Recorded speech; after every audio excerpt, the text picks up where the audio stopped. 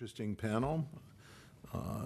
I will very briefly introduce the speakers, who need no introduction, as the saying goes, but also I'd rather hear them talk than hear me talk. I'm the moderator, Gary Horlick. I'm a practicing attorney, and I teach at Georgetown Law School. The next speaker after me will be Sonia Roland, a visiting professor at Georgetown, who's a professor at Northeastern University. Third will be Ushman Ahmed, who's counsel at eBay. Fourth will be Henry Gao, who's at Singapore Management University. And fifth, Hamid Mamdouh, who's the director of the Services Division at the World Trade Organization.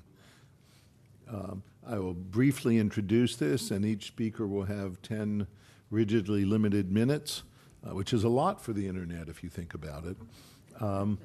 And then that's to leave time for questions. I'm not telling you anything you all don't know, which is the internet is now pervasive. Businesses that you wouldn't think of as internet companies think of themselves as internet companies because they do everything over the internet. That's how businesses are run. They know what their customers want, not by sending out surveyors, but by mining social networks. They advertise based on what that information turns out. They develop products based on that. And it goes way beyond that. I'm always, almost every day, I find some new use that wasn't possible before. Legal structures have not kept up with this.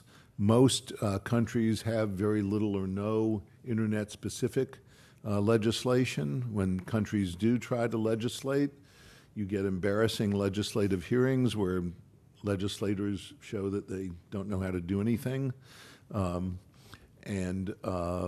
Internationally, the same is true. There's been very little internationally. The few attempts have ranged from the comic to the disastrous ACTA in Europe to the near disastrous, the ITU's episodes. So there's, in effect, a free-for-all going on. So it was brave of us to attempt a panel on the international trade law of the internet, but that's what we're going to do. Sonia, over to you.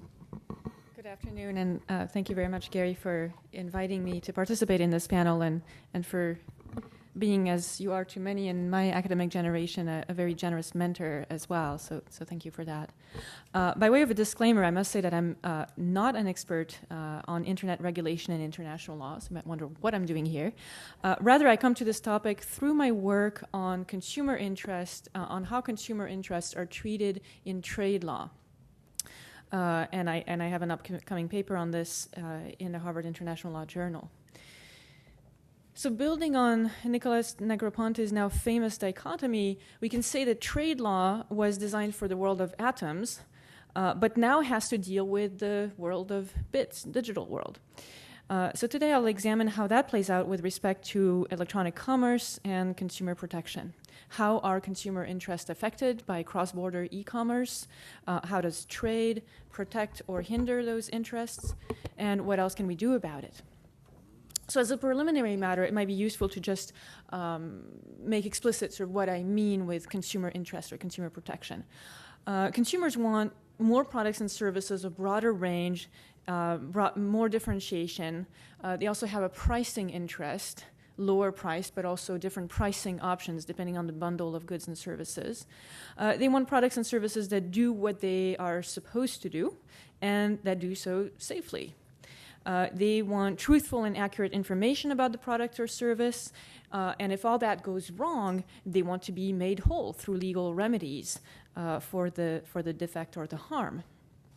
Finally, and that's particularly relevant in the e-commerce realm, consumers have an interest in the protection of personal data, both for privacy as well as for security reasons.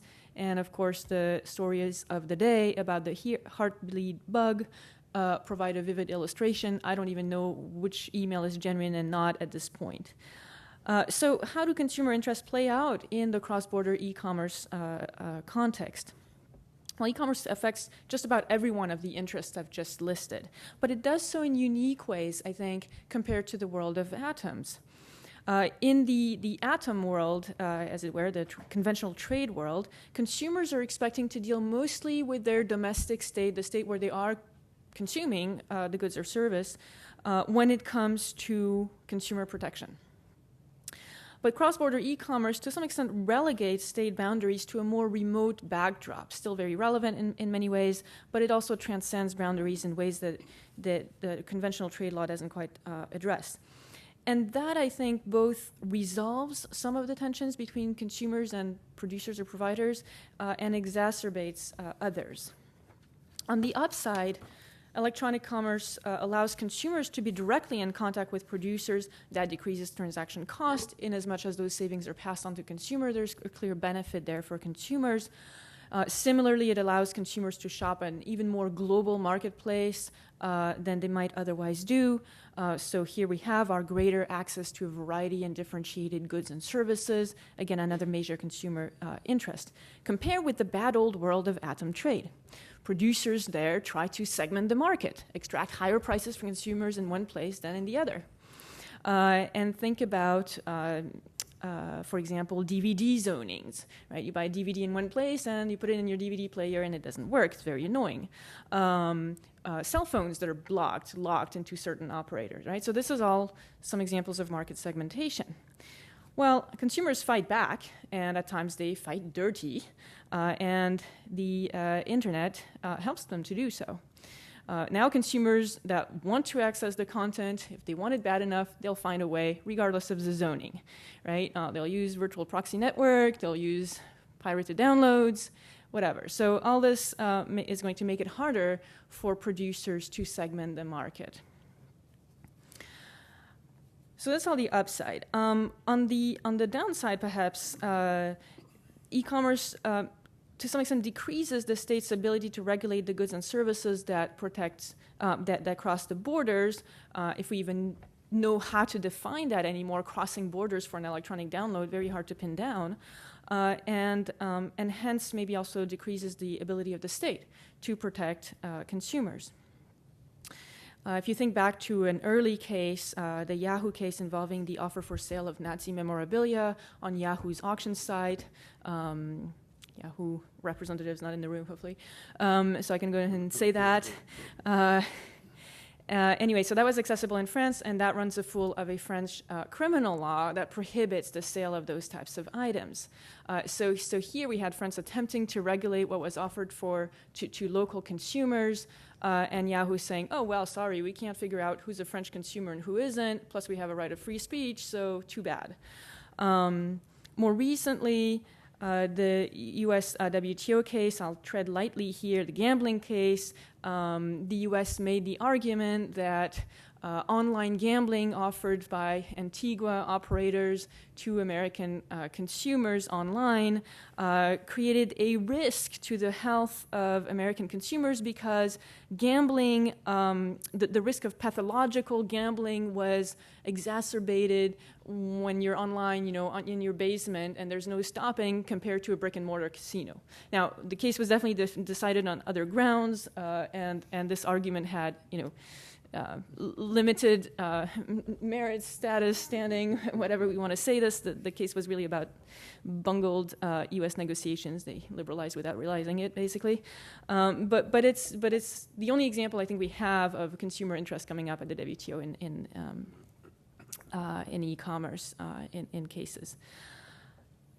So the limited response by states to cross-border e-commerce is also notable in a survey of domestic legislation. Gary just alluded to that, the woefully inadequate legislation, and that's true for consumer protection as well.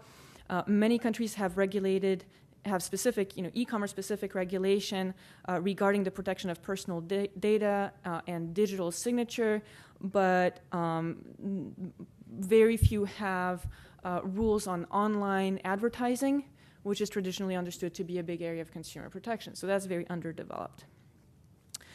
Finally, with respect to legal remedies, if things go wrong with whatever the consumers are consuming, what are their legal remedies?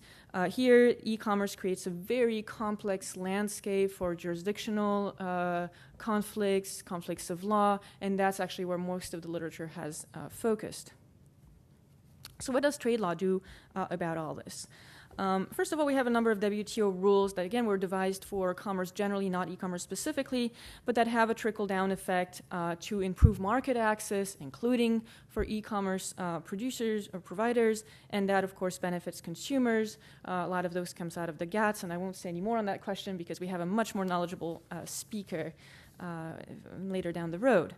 A second category of WTO disciplines creates an enabling framework for states to regulate consumer protection however they see fit. But again, going back to my previous points, trade liberalization combined with e-commerce to some extent erodes states' regulatory autonomy to do that and its effectiveness.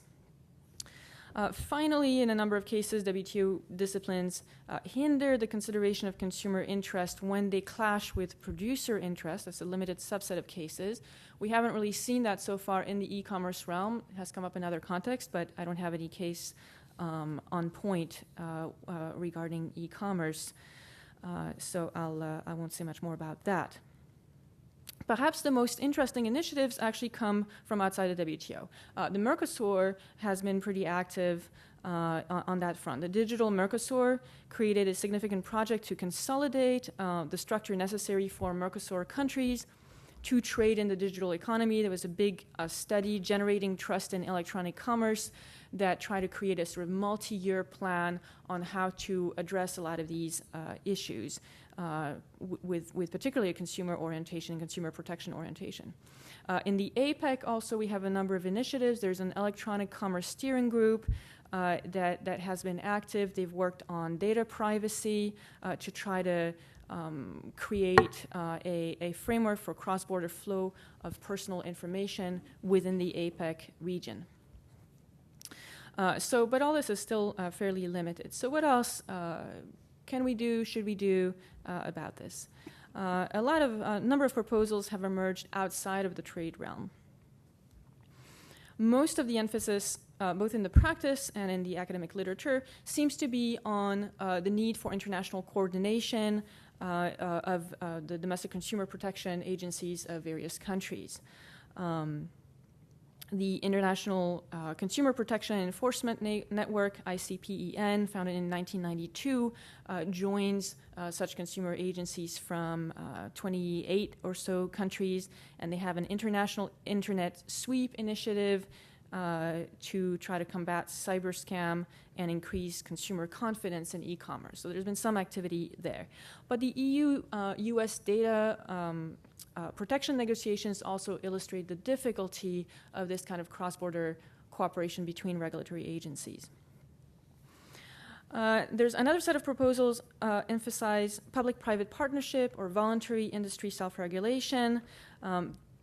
Those types of models are often disappointing, but maybe there's more hope here in the e-commerce. The World Trustmark Alliance might be an example. Finally, we have efforts from a number of international organizations, the UNICETRAL 1996 Model Law on Electronic Commerce, which arguably influenced some US and Canadian legislation.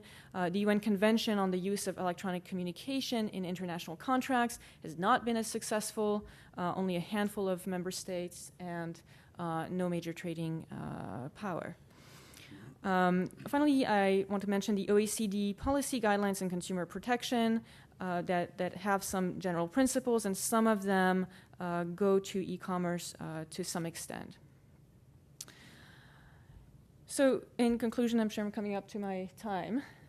The eclectic nature of consumer protection issues that arise in relation to cross-border e-commerce and the lack of a single forum or framework to parse out these issues raises considerable challenges. Most consumer protection advocates typically don't think of trade regimes as the appropriate forum for consumer protection. That's really the understatement of the day. They usually put it in much less polite terms. But the reality is that the trade regime does have an impact on consumer protection, so that relationship has to be addressed somehow.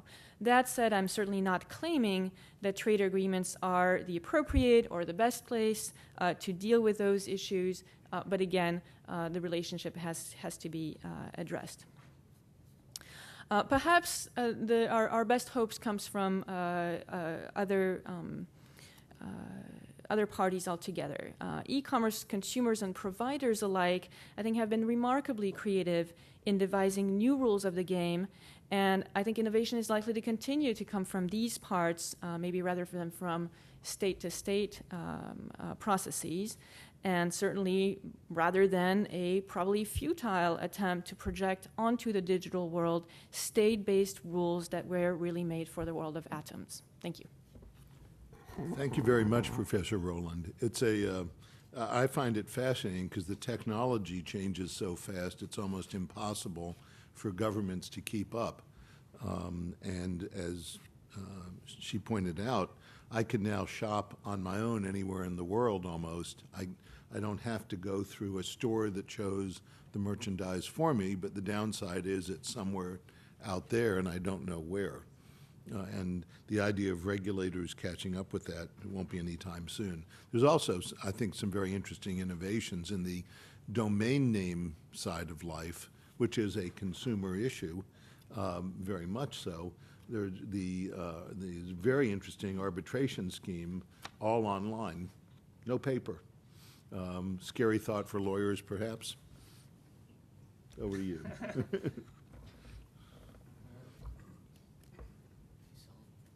Hello? Can you hear him? Oh, you can? Through the microphone? Doesn't sound like. No. Is it on? Hello? Doesn't reach. I will just speak loudly. How about that? Use the mic. You Gary? can still Gary? you can still hear it a little bit. Ah. Okay, great. I guess I'm I fine. think it's working now. Okay, great. No, we're good. We're good. We're good. We're good. We're good. I think it works. Thank you. Sorry.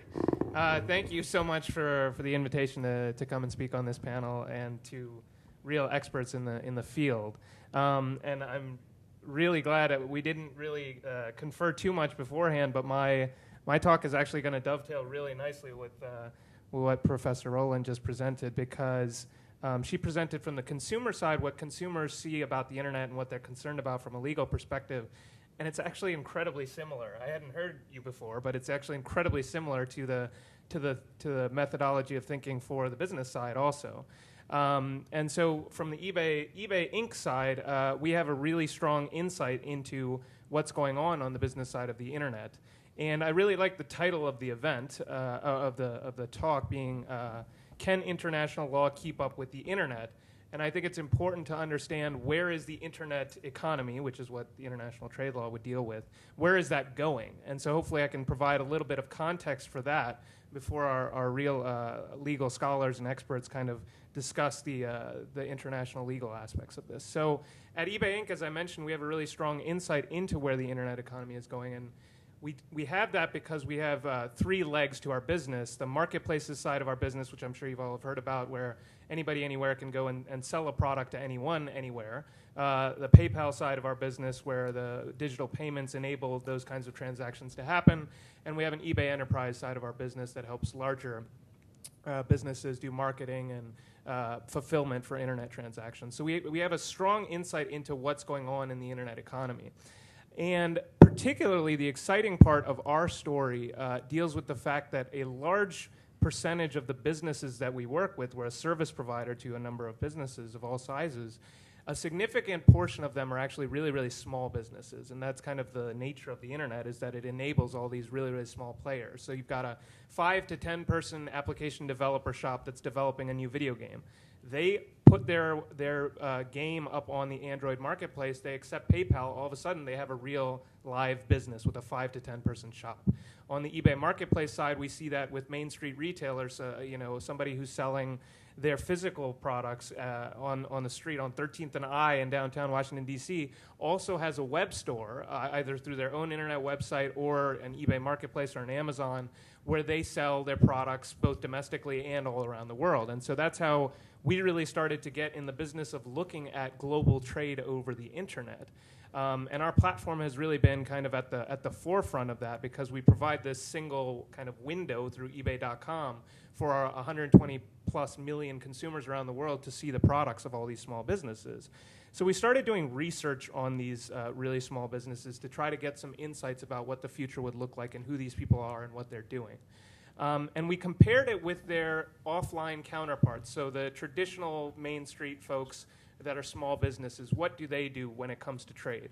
And I think I'm speaking to a bunch of international trade folks here. You know that small businesses in the offline context don't really engage in trade. It's very, very difficult. It has a lot of capital expenditures that are required at the front end to produce the product and then to actually move it overseas, acquire a middleman to actually get the product over there. Quite a hassle. So in the US, traditionally, less than 5% of small businesses have engaged in global trade, and that's something Generous. that's something that our administration here has tried to promote and tried to improve. But it's difficult because it's a big, wide world out there, and it's very difficult for some of these small guys to really get market share. On our platform, when we started doing research on those 5 to 10 person businesses that were using eBay Marketplace, we found out that in the US, over 95% of them had traded something across the border in the last year, which is incredible. I mean, that's just inspiring from a small business perspective, that these really little guys that had traditionally been relegated to their folks who walked by their store are now able to put something up online and access anybody anywhere. And so that was astounding, and we were really excited about that. And I presented that research on a panel about a year and a half ago with Hamid. And what we were excited about was, that small guy is now all of a sudden competing with Target, because Target sells on our marketplace too. So the second that small guy puts up his or her stuff, it's reaching arguably the same amount of people as Target, which is incredible. It's a complete game changer from a small to big perspective. But the really exciting research actually is what we've done in the last year, which is when we started looking at non-US, non-developed markets. We started looking at developing markets to see if we could find the same trends that we were finding in the US.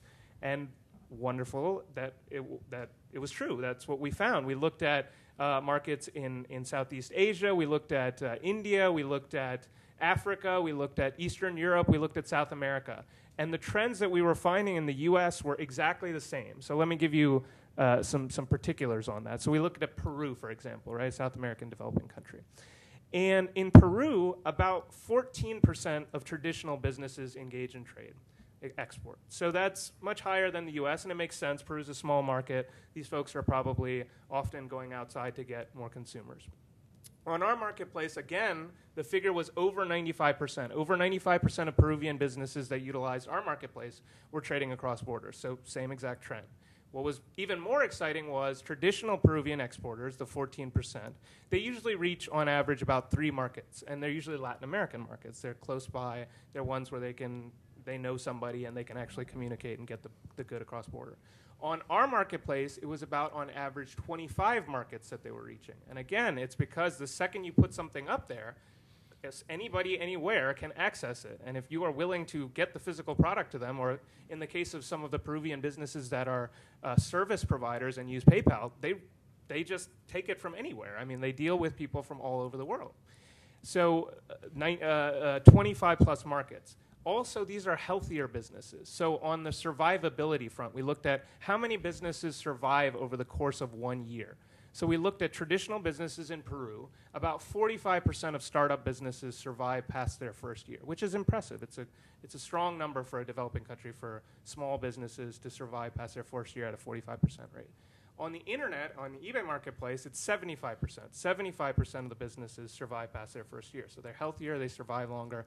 And then most importantly, and the thing I hope I can leave you with, is the really exciting part from a business perspective is that this is a far more inclusive version of global trade than has ever existed before. So the way we measured that from an empirical perspective is we looked at something called concentration of sales. And concentration of sales looks at the amount of exporting that is made up by the top 5% of businesses. And so if you look at most markets, most of the exporting is done by the top 5% of businesses in terms of revenue, like the really, really big guys that can actually engage in this kind of trade, that can afford a ship to ship their goods across the border. So in Peru, 90% of all exports from traditional businesses are done by the top 5% of businesses by revenue. They dominate the exporting space, those top 5%. Our marketplace on the internet, it's a lot more flat band. But what I mean by that is the top 5% of businesses on our marketplace only make up about 15% of the overall sales. So the next decile, the 10 to 15% folks who are smaller in terms of revenue, have almost an equal share of the overall exporting. The next decile also, smaller and smaller certainly, but they have a big time competition with some of the smaller players, whereas in the offline context, if you're big, that's it, you win. You already have the scale to beat anybody. But on the internet, it really flattens that curve out because putting your website up is the equivalent of anybody else putting their website up. You have the same market share, arguably. So that was wonderful, exciting research that we did, and it's been a lot of fun to kind of to go around the world and tell this story. But the real exciting part maybe is some of the case studies that we've been able to come across when doing this research. So we found a woman in India named Parul Arora, who is a longtime jewelry manufacturer in Delhi, and she manufactures and sells her jewelry locally. She created a website called India Trend and sells her jewelry to 40 countries around the world now, right? So 10 years ago, 41 after this. She already sells to America. That's a huge market for her, actually. So you can go on indiatrend.com, find the jewelry you like, buy it, and she'll get it to you. Absolutely game-changing. She was a 2-person business to start with 2 years ago. She's a 10-person business now, growing. Incredible stories like that were simply just not possible 10 years ago. That's what's happening on the business side. It's really, really exciting from a social perspective, from an economic perspective. Obviously, these are folks who can generate more revenue from their cross-border sales than just their domestic, whoever walks by the store. From a social perspective, this is a more inclusive marketplace. From a trade policy perspective, we've often tried, I've been doing trade policy for a little while now. It's tough to go around the world telling people that trade is good when it only helps the really big guys. But now you have the potential that it's helping all these really little guys in the developing world. That's a very exciting trade policy story. And lastly, for the international trade lawyers in the room, that means a lot more people are engaging in international trade, which potentially means more legal issues. So good news for you guys. And so the last thing I'll say, because I don't know how long I've gone, is some of the policy issues that our folks have been thinking about would be potentially kind of new and unique to this new marketplace where every single business of any size and all the consumers in the world are engaging in trade. I mean, that was something that just didn't exist 10 years ago, and so you're seeing a whole host of new kind of legal issues around that. So the first one deals with physical goods and kind of a classical trade issue, so I'll start with that because it's simple. You have a global customs and duties and goods regime that was designed to move really, really big pounds of goods in really big ships, and the customs and duties regimes were designed to facilitate that. And now you have millions of really small businesses moving individual shipments that don't match up with the kind of customs regimes that was created from a classification perspective to a tariff code perspective. I mean, these things do not fit that well into the model. So rethinking that model for physical goods movement is actually an important part of the digital economy as well. Secondly, from an intellectual property perspective, 644 million active websites on the world right now. 644 million. I don't want to say most of them because I don't have the data to back that up, but a very large number of them accept third-party user comments. So I'm sure you all have left them. When you go on a website, you say something about the website and you leave a comment there. Those comments could potentially be intellectual property violations if they have a picture of something, if they reference something that is intellectual property protected. That's an intellectual property issue. And oftentimes these platforms, actual websites, are the ones being sued for that. And so in the US, we have a pretty strong intermediary liability protection regime where these folks are protected from suit. But on the WTO stage, on the TRIPS was before the internet, for lack of a better phrase. I mean, TRIPS was created before the internet. So these kinds of concepts weren't really thought about when we were creating some of the international intellectual property regimes. Quickly, from the services side, and we have one of the experts in the room, Professor Chandra, on this, you've got national governments around the world that are trying to create regulations and legislation that would require these service providers to locate domestic infrastructure, whether it be server, whether it be employee, something in the form of a domestic localization piece. And the idea that Parul Arora, a 10-person business in Delhi, is going to put a server in the 40 countries, that she reaches. It's not feasible from a business perspective, but also from a services policy and legal perspective. Is that the kind of regime we want to create? Big open question, and something that needs to be thought a lot about is this kind of, how do we maintain the services regime with this kind of new type of interaction in trade? And the last one is something Professor Olin has already talked a lot about, and I think it's the overarching one, is how do we think about consumer protection and regulation when you've got consumers for the first time really touching the trade directly, right? Before, I bought something from my physical store, and it was subject to trade. Some supply chain actually brought the product to me. But I, as the end consumer, wasn't really involved in an international transaction. But now they are, every day, every second, really. So what are the regulations that need to be put in place? And Professor Olin has thought about it from the consumer side, but there's also the business side. You have millions of businesses that are now international traders that never were before, and that don't have the capacity to understand and deal with all of these regulations. And maybe one of the solutions Professor Olin described is kind of, private players interacting, but there's also room for government to do some very important things here to make the regime simpler and more accessible. So lastly, I just want to again highlight the opportunity, because I think that's the most exciting and interesting part even from a legal perspective. Traditionally, you've had 500, 5,000 maybe, really multinational companies that could touch all around the world and were really the big players in international trade and law. And now you have the potential of 5 million, 50 million businesses of all sizes that are engaging in international trade. And like I said, that's exciting from a social, economic, political, and maybe even international trade lawyer perspective. So thank you so much for the opportunity.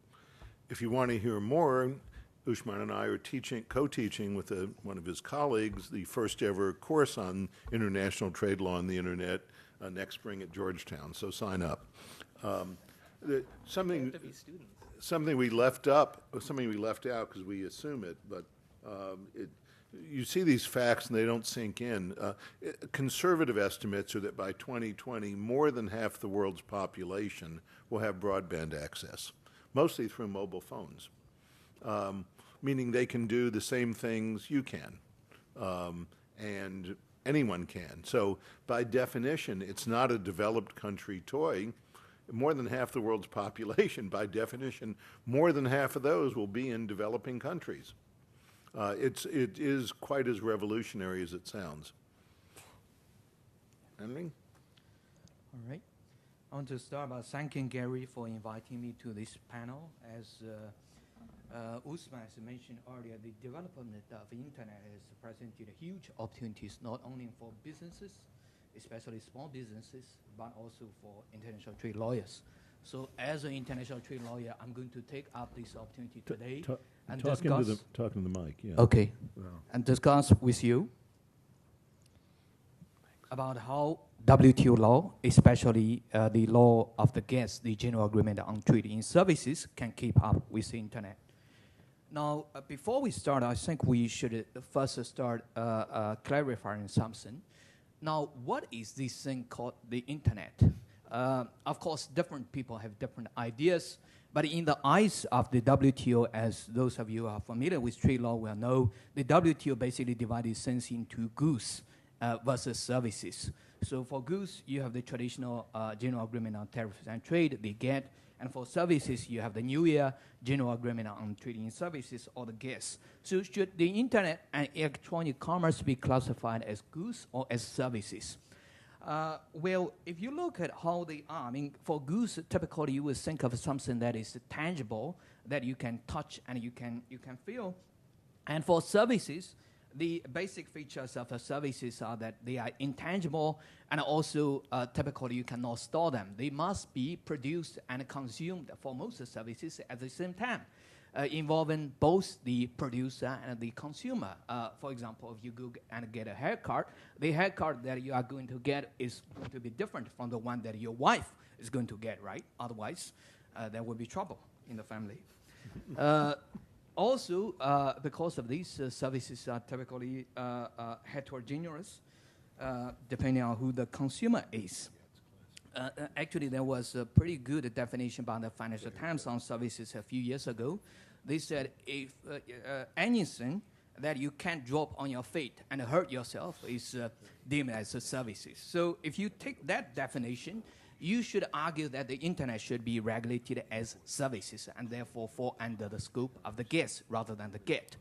But I just heard from Guzman actually before our panel started that there was this recent decision by the International Trade Commission in the US where they said from now on the internet transmissions of books and maybe e-books and MP3 and movies could be subject to border measures. So maybe they have started to treat this as a goods, and maybe one day they will be treated as goods. But for our purposes today, we will still assume that they will be regulated under the GAS. So if the GAS rules apply, then you really have to look at 3 issues. First of all, what is the sector that these particular services come under? This is the classification issue. And second, what obligation do you assume for this particular sector? And third, can you invoke any exception to justify your deviation from these obligations? And these 3 issues are what I will be focusing on for today. So first, the classification issue. So which sector should we classify the majority of internet services under? Well, I will start first with the current state of regulation under the GAS. If you look at the current state of regulation, I would characterize it as outdated, fragmented, and overlapping. It was, if you look at the current classification of services and the GAS, it is based on a WTO a GET document called the Services Sectoral Classification List, which was introduced during the Uruguay round to provide the basis for the GET members to classify their services and therefore schedule their commitments for different services sector. Now, this services sectoral classification list was based on a UN classification system called the CPC, the Central Product Classification System. And the version they used was the CPC Provisional, which was actually enacted, which was passed in 1990. And as all of you probably know, back in 1990, we didn't have search engines. We certainly didn't have Google, and we didn't even have search engines. The first search engine that was created was only created in 1993, 3 years after this document, this classification was created. So this, for example, did not include the services provided by companies such as Google, the online search engine services. So this is definitely outdated, given that Google is so important today. Second, it is a fragmented system, because if you look at the current system in the WTO, actually for many internet services, they are scattered through many different sectors. You could find a base of internet services in different service sectors. For example, you can find them under telecom services, which is subsector and the communication services. You can also find them under computer and related services. Also, so these two are the 2 main categories, so telecom services and computer and related services, because they are the closest to internet. But you can also find them under other miscellaneous categories, depending on the specific type of internet services you are talking about. For example, if you are talking about electronic banking, this will be covered under financial services. Okay. If you are talking about online advertising, which is what Google does, for example, this will be covered by advertising services. So the system is quite fragmented, and not only that, sometimes they overlap with each other. For example, if you look at 2 different categories of internet services, one is the online information processing services. This is basically the kind of a jargon that the CPC provisional can be used to classify Google under. So Google could be regarded as online information processing services. This has a CPC code number 843. But on the other hand, if you look at data processing services, now these data processing services is not necessarily online. It's what you do, for example, on a computer. These actually share the same CPC number, also 843, even though these two are two entirely different services, but they share the same CPC number. But ironically, even in the WTO sectoral services sectoral classification list, they are grouped under two different categories. That is telecom services and computer services. So if you look at, for example, something that is provided by Google, if you look at the classification under the new CPC, the most recent CPC is CPC version number 2, it could be covered, for example, under China's schedule. But if you look at the old classification under the CPC provisional, it will not be covered. So this means that when China applies a censorship against Google, U.S. could not bring a case against China according to the WTO law. So what are these suggestions? My suggestions are for the classification issue. First, for pre-existing services which are developed which are delivered through the internet, they should revert to original sector as per technology neutrality principle. For new services, they should be classified according to a cluster approach, and but this cluster approach probably can only be achieved in your new round due to the need to adjust existing schedules, because you have all these old schedules, and if you want to adjust them, nobody will agree to them until you come to a new round. Because of a time limit, so I will speed up with my next two issues. But if you have a question, feel free to ask during the Q&A. Second, for the obligation part, the current state is that you have the MFN obligation, the national treatment obligation, and the market access obligation. But for the market access obligation, again, there are confusions regarding sectorial coverage. For example, in the U.S. gambling case, the U.S. said our schedule included other recreational services, but we have excluded sporting. So the panel has interpreted sporting to include gambling services. So the panel said, because of this, you have actually made a commitment on gambling services, and the U.S. was pretty unhappy after this case. Second, with regard to the mode of supply for market access, there was also confusion regarding Mode 1 and Mode 2. Mode 1 is cross-border supply. Mode 2 is consumption abroad. Basically, when a consumer does something on the internet, how should you classify this? Should you classify this under the home jurisdiction where the consumer is, or should you classify this under the jurisdiction of the internet service provider? When the two are based in different countries, then you could have different results. So what are the policy suggestions? My first suggestion is that we should have a set of regulatory principles, probably something similar to the reference paper for telecommunication that you currently have in the WTO. So this will tell the regulators what you can or cannot do when you regulate the internet. Second, we should also have a set of scheduling guidelines to help clarify the meaning of schedules. So we would know, we would have a clear idea from now on as to whether or not particular schedule include internet services or whether it include normal services that are supplied through the internet. Last issue, any exceptions. The current state is that when countries, when their regulations on internet are challenged, they frequently resort to public moral exception. But when the case come before the WTO panel and AB typically give a wide discretion to national authorities, and this can lead to bizarre results.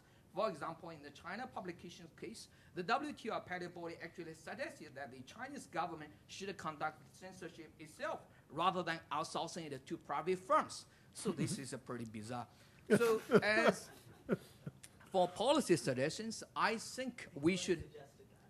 Sorry. Yes, the U.S. suggested and the panel took up. So the U.S. is aiding and abetting the Chinese in their censorship efforts.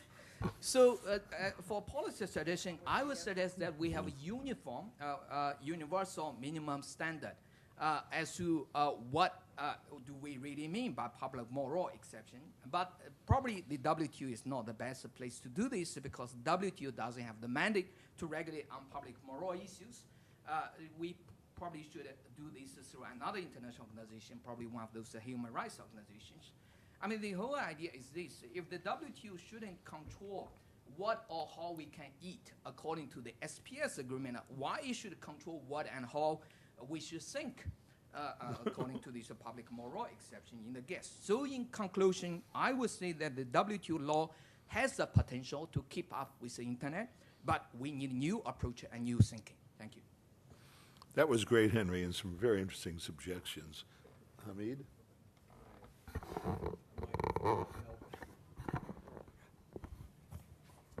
Well, thank you very much, Gary. Thank you for the invitation to come and speak to you today, and particularly on a subject that is so inspiring and so fast-moving. I'm going to take a slightly broader view of the issues that we're discussing now, and I start with the question for this session. Can international law keep up with the internet? The short answer is yes, and this is not the first time where we look at international law and expect the international community to respond to global changes. Last time we've had a very exciting experience in establishing the WTO, which was exactly a response of the international community to a change in the face of the global economy. And for the first time, we decided that there is a form of trade called trade and services that never existed before. Services used to be government functions, and over 30 years back, the paradigm shift started where services became commercial products exchanged in competitive markets. And the will to capture that evolution in a set of international rules within a treaty system called the WTO was there, and it succeeded. So yes, it is possible, but I think today the situation has changed. The challenges are bigger. The opportunities are a lot more, as Osman said, but the challenges are bigger. The issues have proliferated and have become much more complex. Participants in the multilateral system that establishes norms and rules have increased in numbers. When we started the Uruguay round, I remember I was 12 years old then. The contracting parties of the GATT were 92, three-quarters of which were silent majority. Today we have 160 members of the WTO, and you have no silent majority today. Okay, what does it require really? I think we need to, first of all, understand that there are no legal or technical impediments. There are no legal impediments. Yes, we can, but we need to understand what we're doing. And I think I will suggest that there are perhaps, apart from the political will and mobilizing the political will, because this is terribly, terribly important. If governments don't have the political will to converge, nothing will happen. And we haven't seen a lot of successes lately in the entire range of issues that are concerned with international cooperation, from financial regulatory reform to climate change. So it is a slightly different world today, and reaching agreements is becoming more and more difficult. But I would suggest, apart from political will, let's have a close look. Let's recall what is in the system already. Because one of the phenomena that I have noticed in this discussion about the internet was not really taking sufficient account of what is already there in the system, what is in our legal toolkit. We have the TRIPS agreement. I'm not going to expand on that. We know that there are enforcement problems, and Osman made a reference to some of the practical examples. But look at the GATS, the new treaty that actually defines new concepts and lays down some rules. If you pick some of the most important sectors for the internet, telecommunications, you'll find that there is an annex to the GATS on telecommunications, which lays down a number of important principles in terms of interconnection, in terms of access to public networks. There is also a very, very important reference paper that contains regulatory principles. There is rarely a multilateral instrument that goes into such details when it comes to telecommunications with respect to additional transparency rules on licensing, rules on interconnection, cost-based pricing for interconnection fees, even the establishment of an independent regulatory authority. All these are important things. And just to pick an example, I think many of you might have heard of the US-EU ICT principles. There are 10 ICT principles. I'm not going to go into the details, but look at those principles and see how many of the issues dealt with there are already addressed in GATS-related instruments, in the agreement itself and in the annex and the reference paper on regulatory principles. So we need to see what is there. Second, I think we need to keep in mind that what we're talking about in the WTO are only trade concerns. It's about facilitating cross-border transactions, which means basically that we need to be acutely aware that there are certain areas of policies which the WTO is not concerned with. And you would not, believe me, you would not want the WTO to be concerned with things like consumer protection, things like national security, public order, prevention of fraud, all these things. The interface between what we have in the WTO and the GATS and all those areas is through the exceptions provision, which basically says a very, very simple but yet effective principle. Governments could do whatever they find necessary. The necessity test is the rule. In order to pursue any of those objectives which are defined in the exceptions provisions, you can even deviate from your obligations and commitments, but the measure has to be necessary. And the necessity test is applied in a very, very well-defined legal framework, as Gary just referred to. Sorry, I meant Henry referred to. A necessity test was applied to the defense of the United States in the gambling case, and it didn't actually pass. So we need to be clear on what the system can offer and what it cannot offer.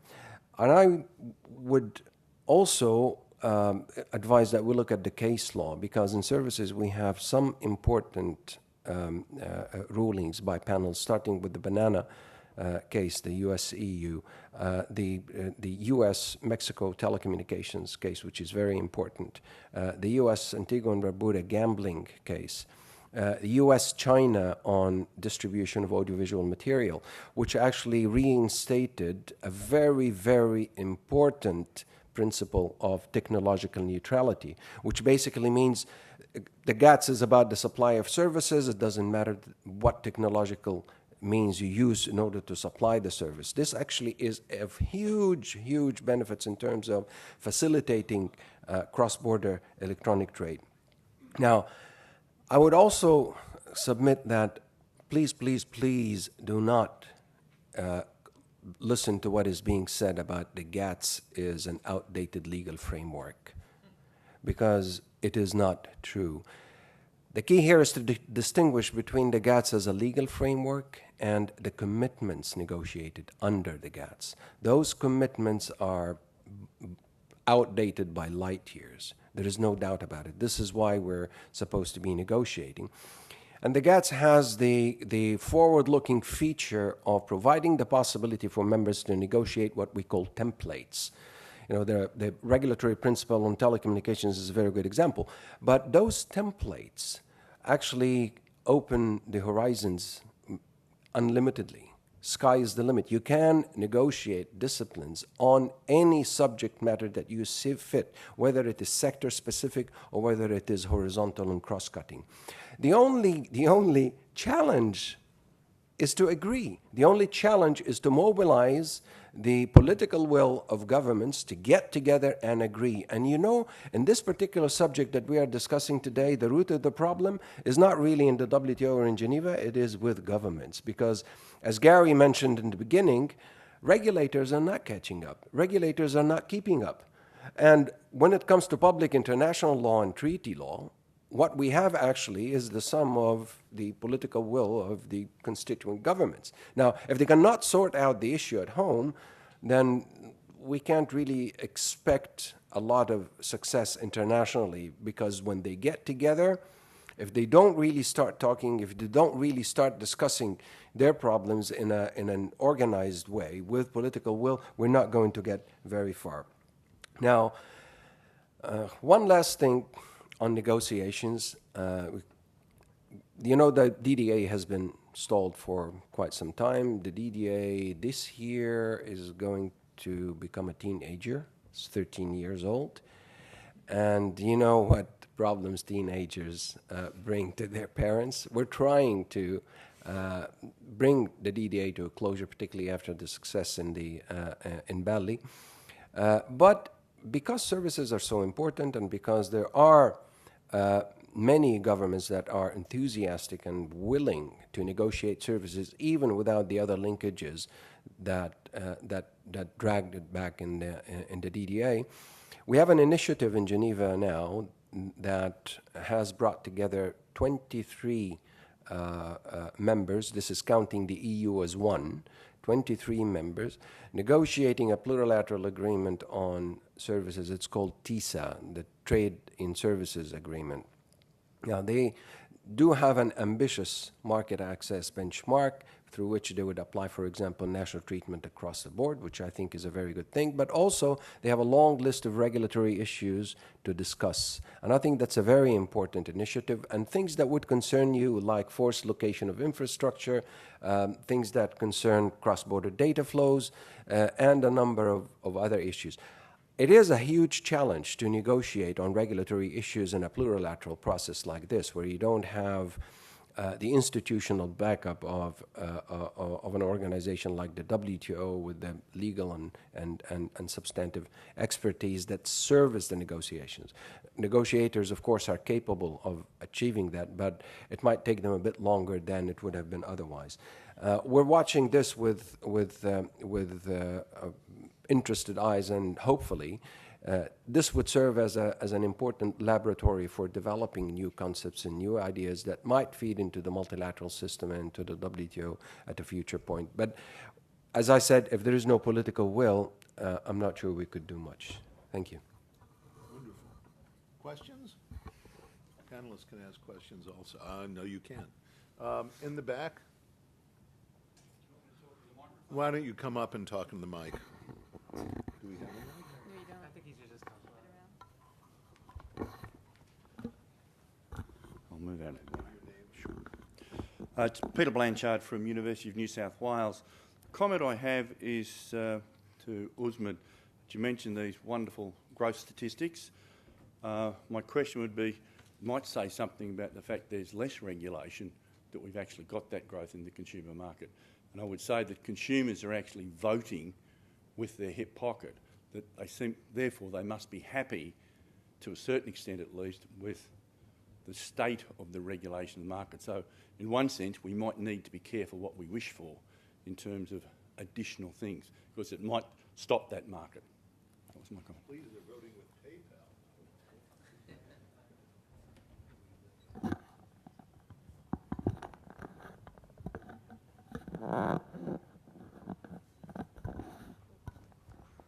Yeah, you know, you won't often hear business asking for more regulation, and I don't think that's what I'm asking for. But I think I'm asking for some, for lack of a better term, smarter regulatory, thinking around the internet. And I think I completely agree with Hamid that like the infrastructure is there in the WTO to accomplish this, and they've got the mandate, and it's about the political will, and that's really one of the reasons why we undertook the research that we did, was to provide the evidence to some of the governments that may not have seen this to be in their interest, that this actually is in their interest. This is the future for them too. Part of it's defensive. Governments are out regulating just in ways that don't make sense. Governments all over the world are passing laws requiring that if you do business there, you have to have a server there, as Usman mentioned. Servers, most of it's going to be in the cloud. What server? I mean, they're literally passing laws about technology that is already out of date. And it would be phenomenally expensive and not serve the purpose they want. There's a lag in governments, some of which is inevitable. I would note the statistics Usman mentioned. If any of you have ever been in a government know, governments all over the world spend phenomenal amounts of money and effort trying to get small and medium businesses to export.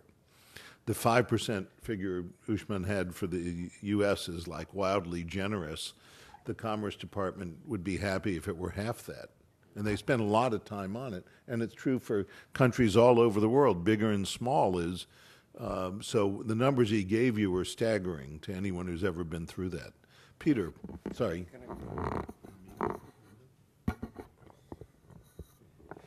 If I may just add a couple of words on this. I think when we talk about regulation, particularly from a WTO perspective, we're talking about pro-efficiency regulation.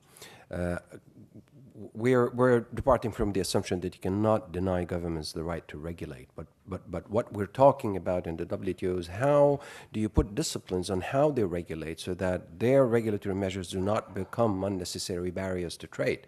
It's exactly to try and make sure that while they regulate, they don't restrict trade.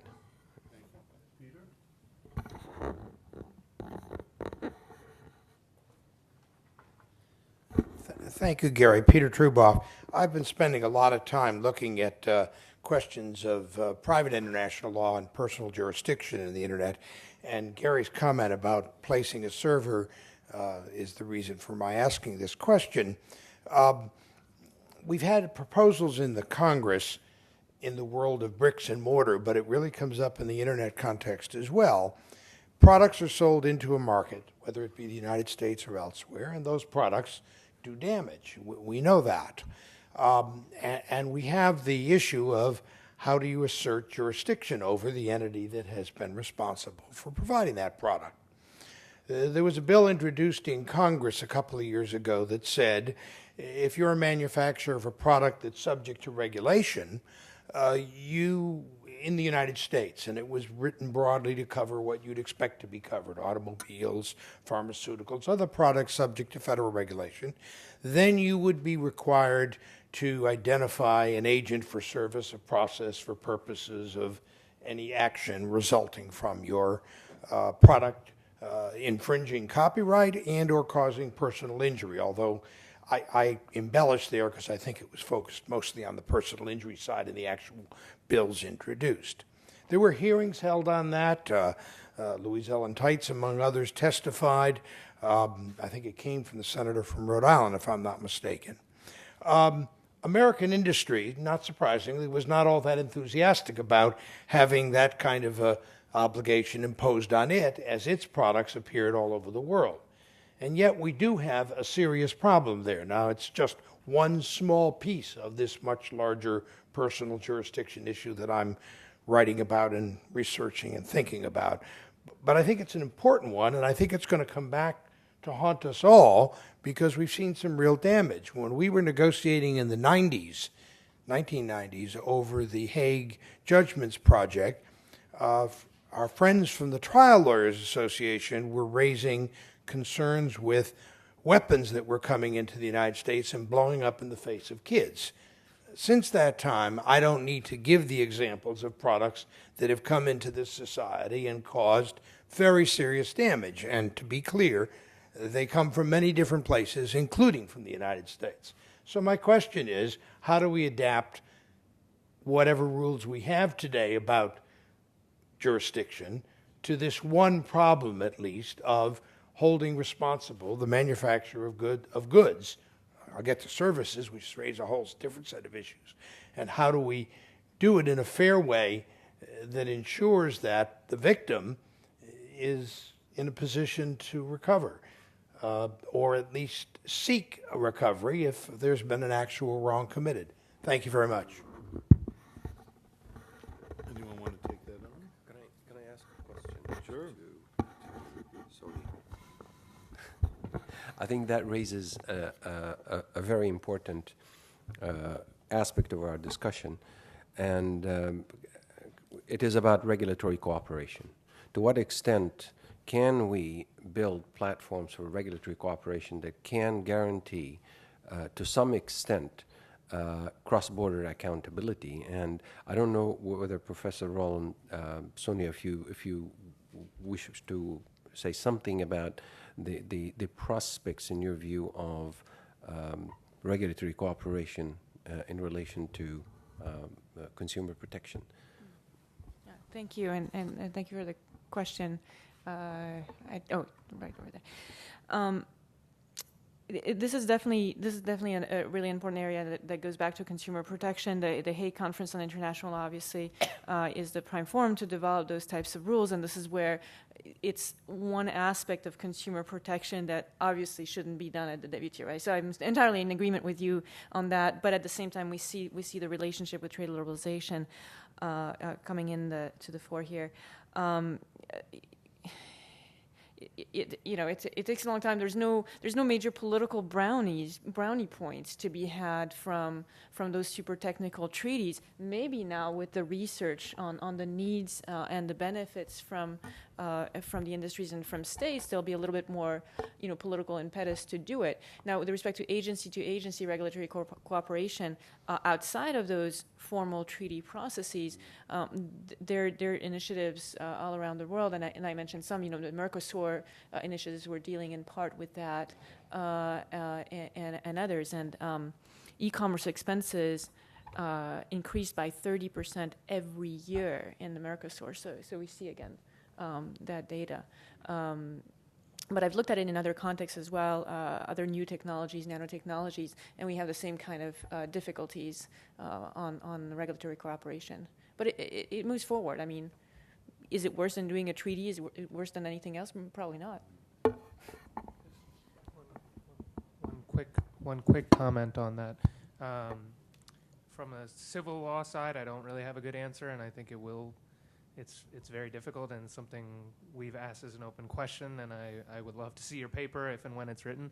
From a criminal law perspective, Professor Chandra here has written a paper on a similar type of issue around cross-border regulation and cross-border actors, and he talks about the MLAT process, which is the mutual legal assistance treaties, and how that can be reformed potentially to handle some of the criminal law aspects of potentially, like, you buy some manufactured product and it harms you, and that's violative of criminal law.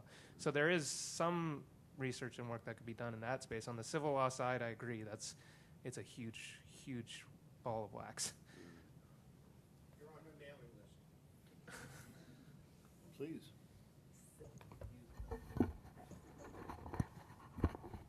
Thanks very much, Anupam Chandra, University of California, Davis. Thank you for a great panel. And I want to return to the first conversation, the question about whether the regulation that you might want might actually end up being the regulation you do not want when it's implemented. And I want to go back to Hamid's observation here, because when internet activists or internet companies think about regulation, they immediately are kind of frightened, right? And especially in the context of international regulation, they're even more alarmed. So their concerns are going to be along the lines of the ITU and the kind of UN takeover of the internet, all to the, as they see it, to the harm of normal users of the internet. And I think Hamid's observation here is really a crucial one, which is that the way that the international trade order interfaces with regulation is not to say that we want more and more and more regulation and empower regulators to assert themselves around the world in whatever way they want, but rather we want to make sure that the regulation is smart, to borrow Usman's phrase, does what the consumers need it to do, that the social orders of those countries require. And so I think that's a hugely important point. But it's a very subtle point about regulation that I think largely escapes the internet companies, the internet activists, et cetera. To some extent, the type of thing the WTO does is a classic public good. And this would be the same thing. The kinds of things people are buying over the internet are changing, as Usman stated. So far, very few people are buying cars, although Tesla's trying. We sell cars. I know.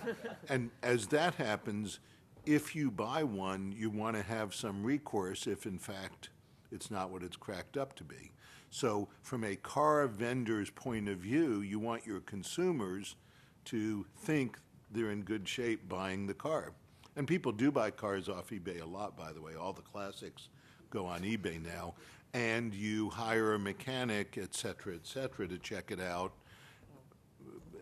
et cetera. So Just one other thing back to the civil law question, and dovetailing with something Professor Rowland said at the very beginning, you are seeing intermediaries take on the role. So from an eBay perspective, we have like buyer protection. So we make, the harmed consumer whole, and then we go after the business that actually committed the harm. So it's interesting, as Professor Rowland noted, that with some of the shortcomings of domestic regulation, you're seeing, some of the intermediaries play the role of trying to fill that gap. And that's true for the payment system companies too. Yep. hold on, because there was a lady in back wanted to ask a question, then we'll. Actually, no way, I think you already answered my question, because I was going to ask, going back. State your name. Oh, sorry, Margaret Lee, Congressional Research Service. You were saying that you look to more regulation, but I was wondering, with patchwork, I mean, since Mr. Rowland said he didn't think the WTO ought to be getting involved in consumer regulation, protection regulation, so would you then prefer, do you think that maybe you're the ones, as eBay, as you said, already doing the job through your own policies, your own business policies, and taking care of that consumer protection, rather than potentially facing a patchwork of different national regimes that then you might be held accountable to, and that might not be, I guess, going back to Professor, I'm sorry, I didn't catch your name, that be careful what you ask for, because maybe it's preferable that you take care of that protection yourself.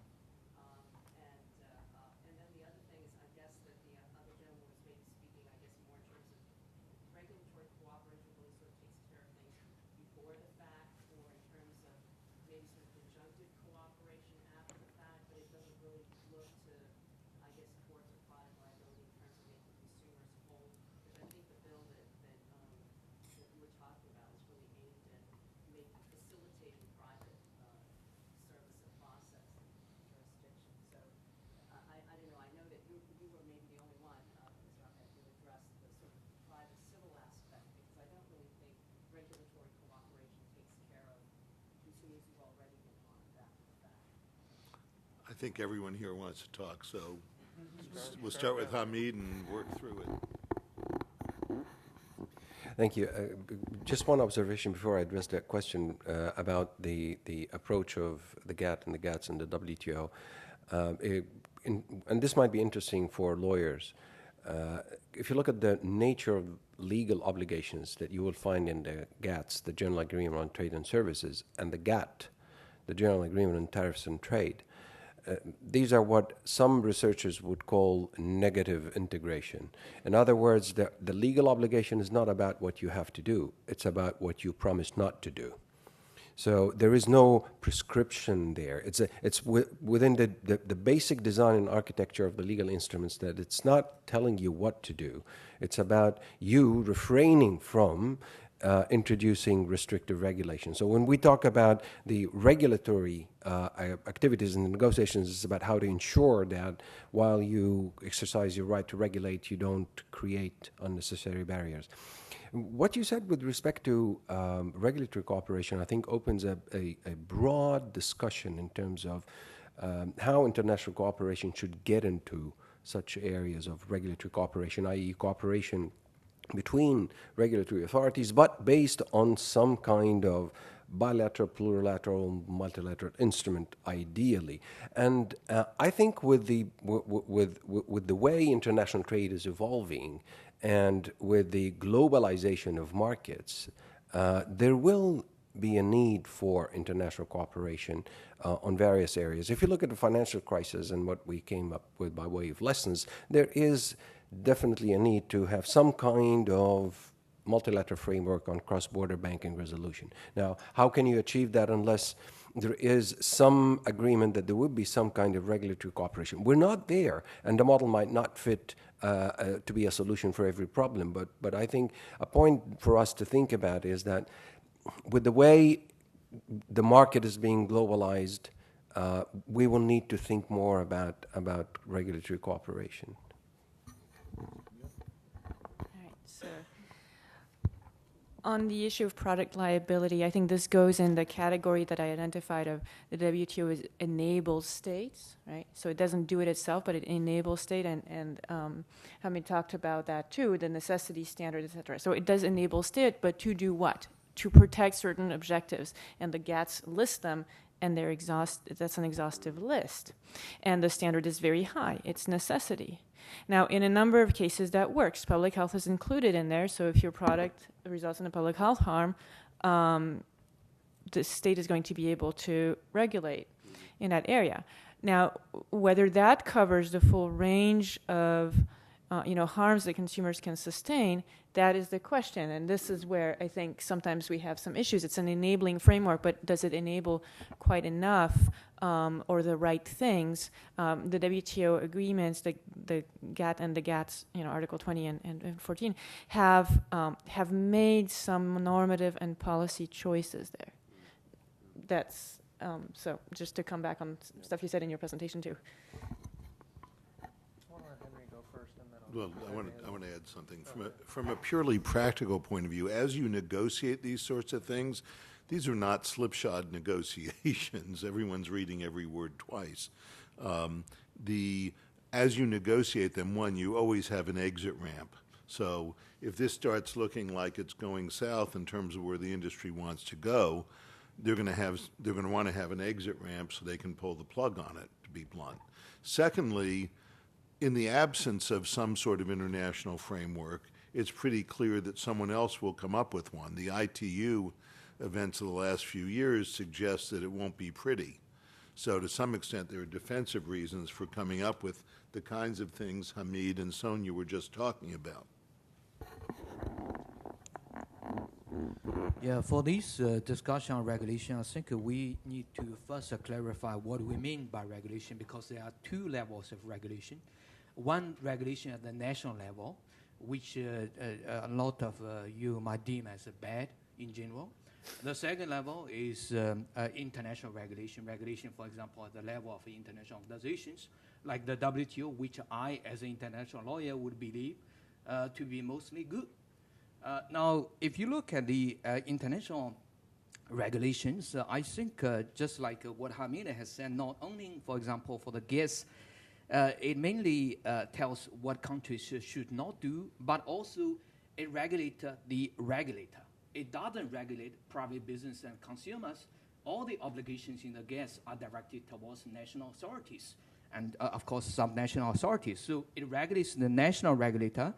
And, for example, if you look at the reference paper, it tells you as a national telecom regulator what you can do in terms of doing your licensing regime. You cannot just put all the licensing applications on a wall and throw data at them and then decide the result. You must have some objective and impartial criteria.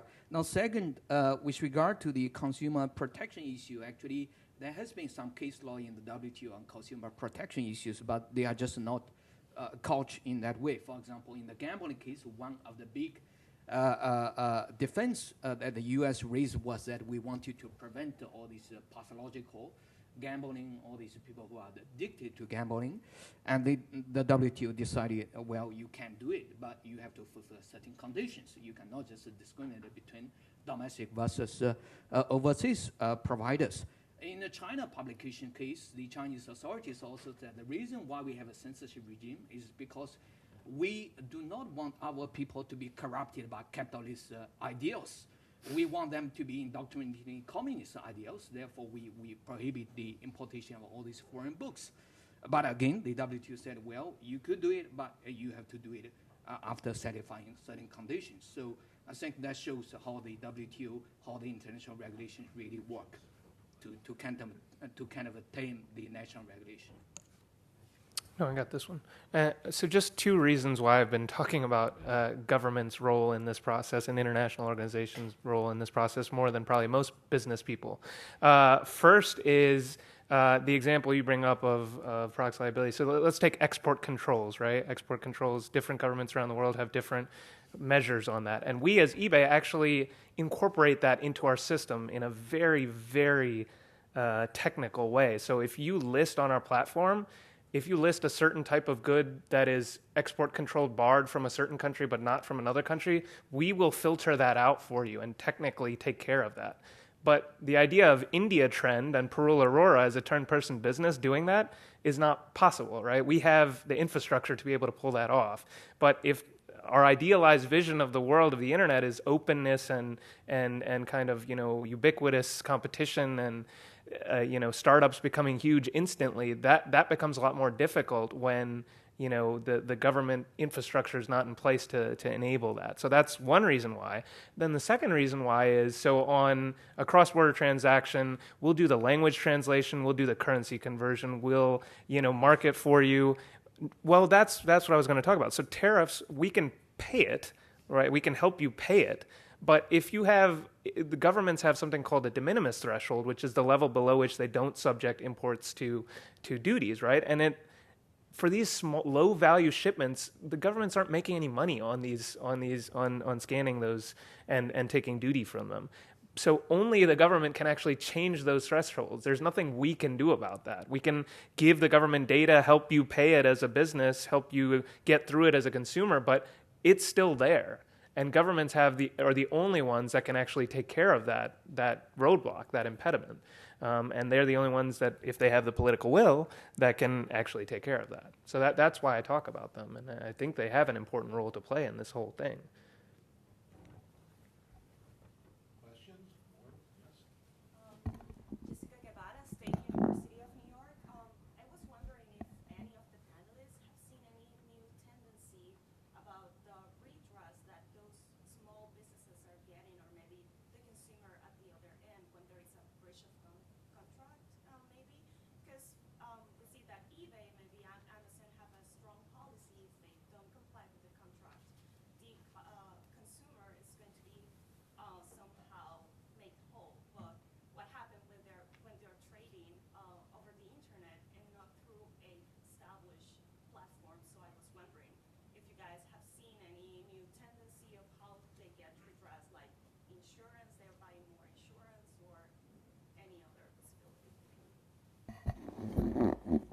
Somewhat, and as you implied, there's a marketplace at work, therefore, and I'm more likely to use eBay, not Amazon, of course, than do it myself precisely. That's why they offer the policy.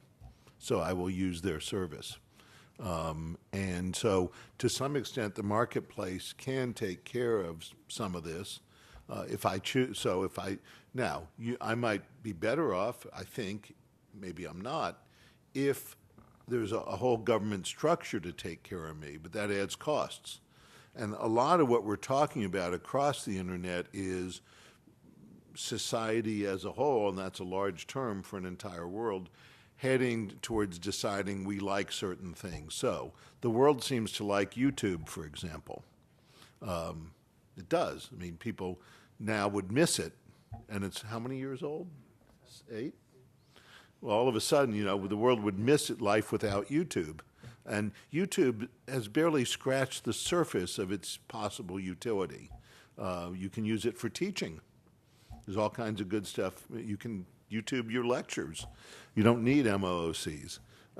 So there's all kinds of possibilities. The thing wouldn't work if every country had a different set of rules for it that they could apply. And there have been such cases. It technically would not work. You couldn't sit there and do all the filtering without slowing it down to a point.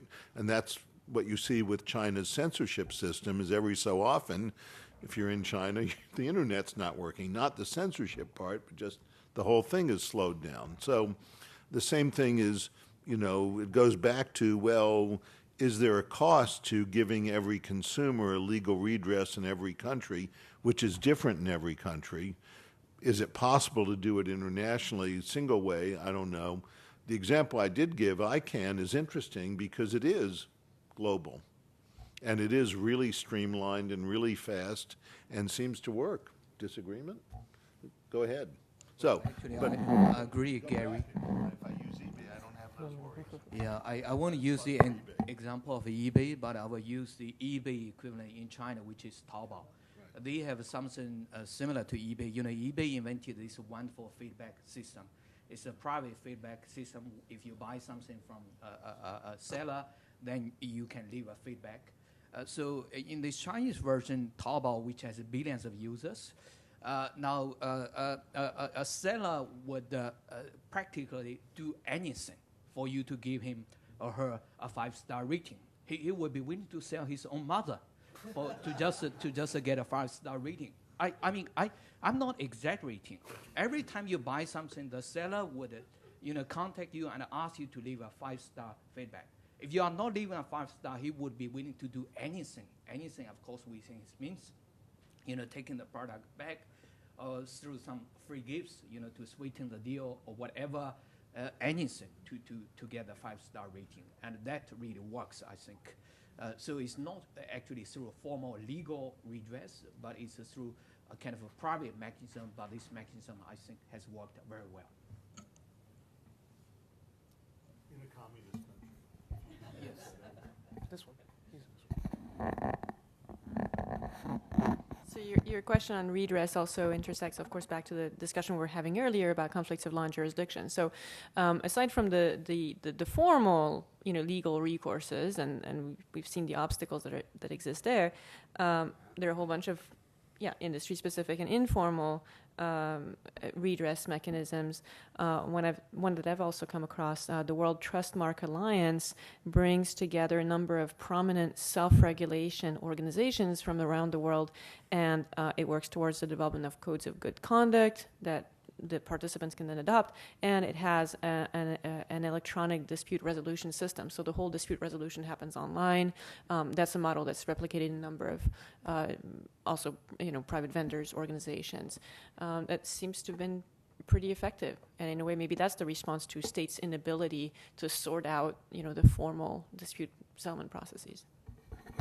And bear in mind, the U.S. Supreme Court is forcing all of us into arbitration, whether we want it or not. So, it's not idealized national systems. Other questions, please?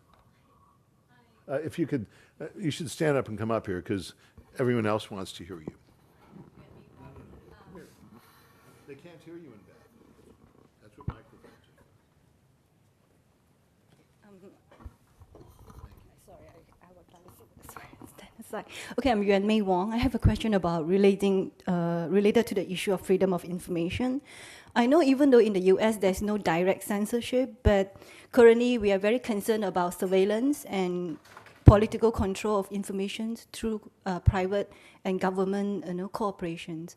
So compared to this, to the China situation, even though China have direct censorship, but at the same time, what he was trying to prove is that they have a liberalization market in the digital age. And indeed, currently, look at if China is a 1/3 of the largest population of the world, and they have a very big digital market that the English-speaking people haven't done in our research to understand that. But however, I just wonder from the Chinese government point of view, if you can talk about that, their point of view, facing so much of public pressure from the Chinese population as well as the populations of the world, the world citizens about this direct censorship, and for how long China government can still hold on to this kind of, very forceful, upfront kind of censorship, even though currently they can still defend it because they have a large market. And specifically, I have a question for you. It's about currently there's a conflict between Malaysia and China, in terms of the disappearance of the flight. And how do you think the productive market of digital space of China able to protect their interests, since the Chinese government keep on saying Malaysian government haven't done enough to protect the rights of their citizens? Thank you. You want to start? All right. Well, even though I'm from China, but I certainly cannot speak on behalf of the Chinese government. Actually, I guess the Chinese government probably wouldn't be happy with what I'm about to say. For the censorship in China, well, can it continue? I think it will continue, and actually, it's going to become more and more sophisticated. Unfortunately, there's some interesting research I think done at Yale University by a couple of people there on the Chinese censorship. They did really sophisticated analysis on the data and also on how they are censored. Basically, how are censored on the internet in China? They use a few keywords, okay? So, for example, they have a Chinese version of a Twitter, because Twitter is blocked in China, so they have a Weibo, which literally means micro-blog. So if you want to post something to this Weibo, if you include a certain sensitive phrases, such as the Communist Party, such as Jiang Zemin, who's a former president of China, such as June 4th incident, and so on, it will be caught by the system and it will be blocked. You would receive an error message which says the message you posted could not be displayed because it contains sensitive information. Okay, so that's how they do it. So this has become much more sophisticated in recent years. And actually, this applies not only to domestic companies. I mean, Weibo is run by Sina, which is a domestic Chinese company, but also applies to foreign companies. For example, when Google operates this service in China, Google is required under Chinese law to block the certain search results. For example, if you search, for example, Tiananmen in Google.cn, you will not get any result relating to the Tiananmen student protest in 1989.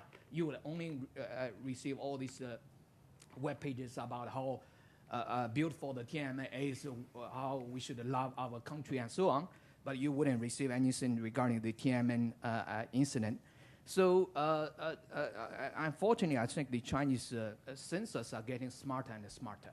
And they are getting more and more tech savvy. So I think they are doing, in terms of censorship, they are doing a much better job these days, which means we get a much worse picture in China with regard to censorship.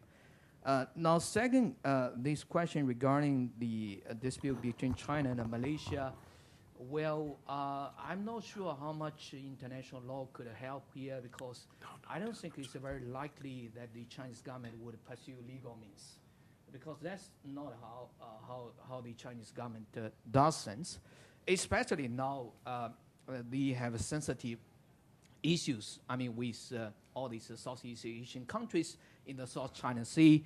Actually, there's another panel right next door discussing that issue. So I think the Chinese government is very sensitive about this issue. They want to appear as a kind of a benign hegemon in the region, and they do not want to appear as a bad guy. So I think they will exercise some restraint. Actually, pretty recently, the Chinese government had a press conference in which they praised the Malaysian government for everything that they have done in this rescue effort, even though, in my personal opinion, the Malaysian government has done nothing. Okay, they were basically contradicting themselves day after day. But anyway, the Chinese government were trying to behave, in a good way to show to the Malaysians that they understand their restraints and not to take this issue through legal means. So I don't think they will employ international law in dealing with this case. Yeah. Anyone want to comment? I'll just add, and we have to wrap up, I gather. It's worth noting that there's some limited opening of Chinese information markets through WTO.